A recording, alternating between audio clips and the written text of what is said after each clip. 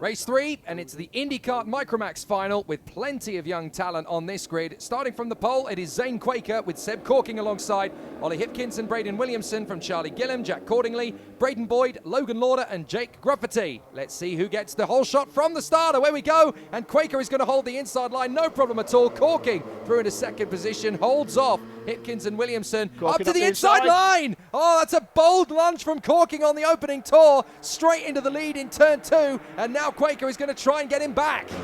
Yeah, Seb Corking knows he can't allow Zane Quaker to get out front and get comfortable. Zane's fresh from his... spin in the middle. That is Logan Lauder and collects Jake Gruffity. They both go off onto the grass. Now they should be able to get that recovered again quickly, but that's just so easy to get done. Let's watch. Was there any contact initially to start that? Just getting two wheels on the grass, and unfortunately Jack Cordingley didn't sight him. No, Cordingley had nowhere to go.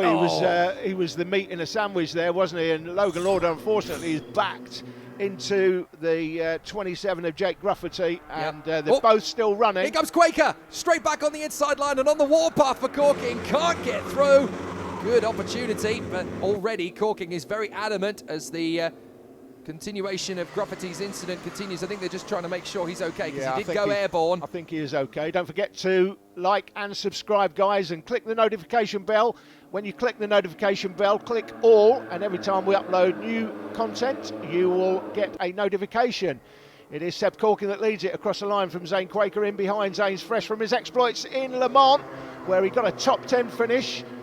He would have been hoping for something better, arguably should have had something better that day, but showed his quality out there as I understand it. It was a little bit unfortunate in one of the heats. What a feint of a move that was. He couldn't quite tidy it up on the exit, but Zane Quaker doing his best there to sell Corking a dummy, and it almost worked. He almost pulled off the Nigel Mansell move. That was very Mansell and Piquet, Silverstone 87. Made him feint one way and then dived for the inside anyway. It was a great move, but it was a great switchback by Seb Corking, who was alert to it. Zane Quaker will try and get down the inside here, try and get past as quickly as he can. Looks like he's still on the Sodi cart, Jake, but I don't see the bodywork graphics on there. I don't know what's happened to them. And blue suit as well. New move. This time he gets through on the inside. I have to say, I do love watching Zane Quaker and Sebastian Corking at work. They are such brilliant young racers, both of them. Quaker's got the meat and the mentality to go for the overtaking move. Corking has got just as much street smarts to try and combat him back. These are two fabulous young racers at the top of their craft. Yeah, two quality drivers out front of this one, but Zane's got the track position. That's where he wants to be. He wants to try and pull away now, try and gap Corking behind. Corking will be desperately trying to hold on. Now down the straight they come. Corking just trying to keep well ahead of Williamson, who's now starting on the Haas chassis to close in a little bit more. So this is a good chance for Braden Williamson to try and get himself into second position. He comes well off the line to then tuck back in again.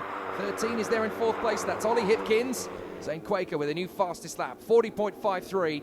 He is pushing very hard indeed to try and now get clear of Sebastian Corking, and this is why Corking wanted to be in front of Zane Quaker. Once you let the cork out of the bottle, all the fizz is just going to charge away and disappear without a trace, and that is what Zane Quaker is very good at. Yeah, he's got the track position now. He's got a clear track to work with, and he's already starting to pull away very slightly. Now, this is the battle for fifth position. We've got Charlie Gillam battling away here with Jack Cordingley. Fair play to Jack, because obviously he got that little bit of a love tap on the opening lap. Could have easily gone off the road, and he is now battling there with Gillam, and he looks as though he hasn't even broken a sweat. Yeah, it was the meat in a sandwich, as we said before. He had absolutely nowhere to go. Not his fault, Jack Cordingley. Again, another quality driver, Jack. He's come into this class and is already showing his skill level, and he's going to be a big player in whatever he chooses to do next year as a championship. Well, Cordingley is currently the IndyCar points leader, of course, here at Hooton Park, so still doing a fantastic job up in the top six. The man in front of him, Charlie Gillam, has not been at this sport very long at all, and already looks like he's been at it for about 3-4 years, so looking very handy. I think Charlie's done some indoor karting, Jake, but he's not done owner-driver karting until around about 4 or 5 months ago. That is astonishing. He's got himself a Micromax, and he seems to be enjoying it, and that's the most important thing. And he's clearly got some pace. If you can keep Jack Cordingley behind you for a lap or two, then clearly you're a quality performer moving forward. He will get better the more he spends time in this kart, of course. There he is on the 4 kart.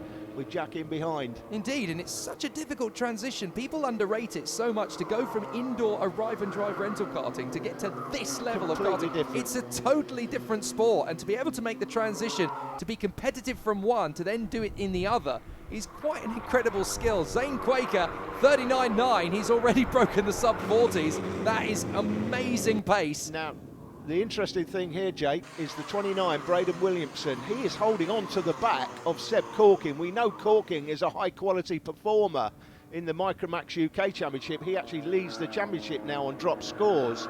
But look at this, Braden Williamson, who spent some time out in Oman. He's been karting in Oman in Micromax, so he's got a little bit of experience in the class, but he won't have raced against the likes of the drivers he's up against here today. It's a different level completely. Yeah, very, very different. The circuits out in the United Arab Emirates and Oman, very dusty indeed. He loves Al Ain Raceway, which is one of the premier circuits out there, and really adores the racing in that part of the world. Loves his beans on toast with cheese as well. A proper British bloke. And he's been racing, I think, since he was 7, am I right? That's absolutely spot on, yeah. So he's been at this for a fair while now. But as you say, it's a completely different level of racing here. The tracks are completely different. So this is a complete learning curve now for him to try and get on with. So he is right there in behind Corking.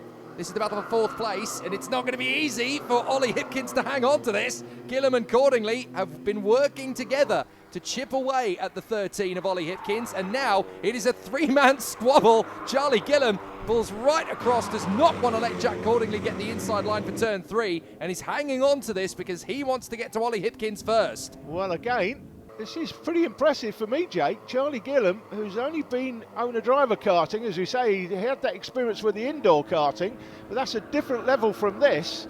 And if you can hold on to the back of Ollie Hipkins at any given time, then good point. You're showing that you're making strong progressions already in the early stages, I should say, get my worms out, early stages of your owner-driver karting career. So Charlie Gillam, this is a good performance. He's got Jack Cordingley in behind, and Ollie Hipkins has got all sorts of trouble behind him.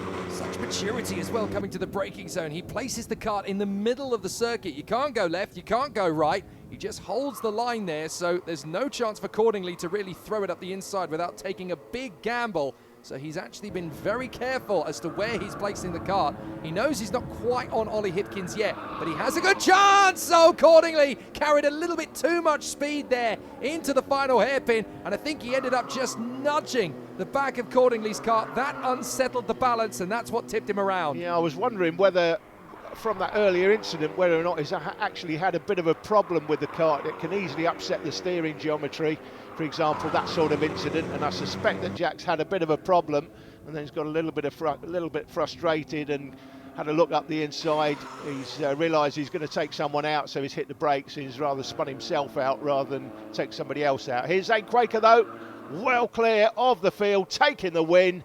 Excellent job, monstering away, 3 seconds clear. Good work from Corking and from Williamson as well. He's happy with that. A frustrated Charlie Gillam, but that just shows you his hunger and his mentality. He's going to be winning races very soon indeed, no doubt about that. And here comes the 33 of Logan Lauder to finish it off.